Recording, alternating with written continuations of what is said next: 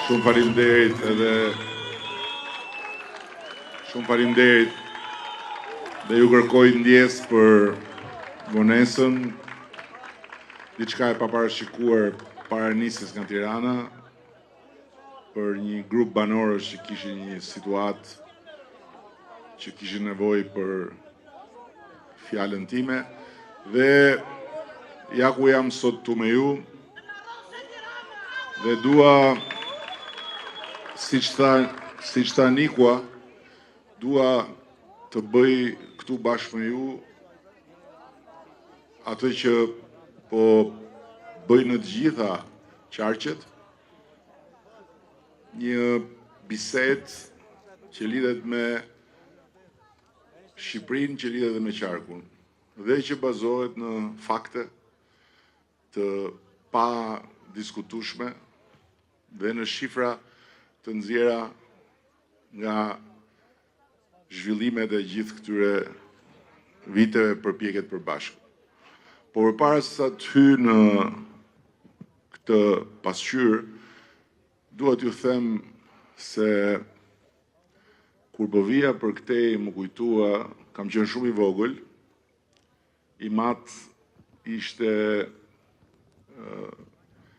për disa vite në Korçë, se kishte një teori atëre pranë bazës e ku diun, ato historitë e Partisë Punës, dhe kemi bërë një udhëtim me makinë së bashku me drejtori Agollin. Deri në Korçë, pastaj i mat me drejtorin vajtën në fshatin e tij në Mekulas. Dhe pastaj nga kjo më erdhi gjithë retrospektiva prej drejtori Agollit, përfaqësuesi i Devollit pa kufi, sepse drejtori Agollin Devolli e respektonte si birin e tij dhe nuk e shifte as si të majt, as si komunist, as si asgjë. Dhe drejtori Agolli është krenaria e kombit ton, e popullit ton dhe patjetër dhe Devollit. Dhe Devolli kishte drejtori Agollin deputet në parlament. Ndërkohë që këtu jemi në një pedonale që nuk përfundoi dot,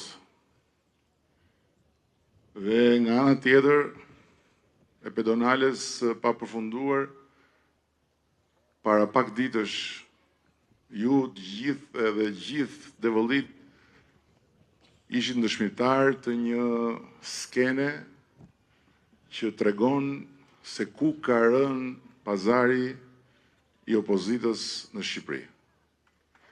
Drejtori Agolli ishte deputet i opozitës, nuk ishte deputet i pushtetit, dhe fliste për të gjithë popullin, ndërkohë që Devolli ka sjell në parlament një rrugaç, po një rrugaç të një niveli që unë nuk e di se në cilën vjersh të drejtori Agollit mund të gjente vend, po ma hamendja tek fjala kokbosh dhe trangull që drejtori e përdor, ai gjen vend komplet. Si mundet tani demokratët e Devollit të votojnë për një rrugaç? Dhe nuk është një rrugaç, po janë një grup rrugaçësh. Dhe ju e dini shumë mirë se kush është rrugaçi kryesor. Apo jo? E dini shumë mirë.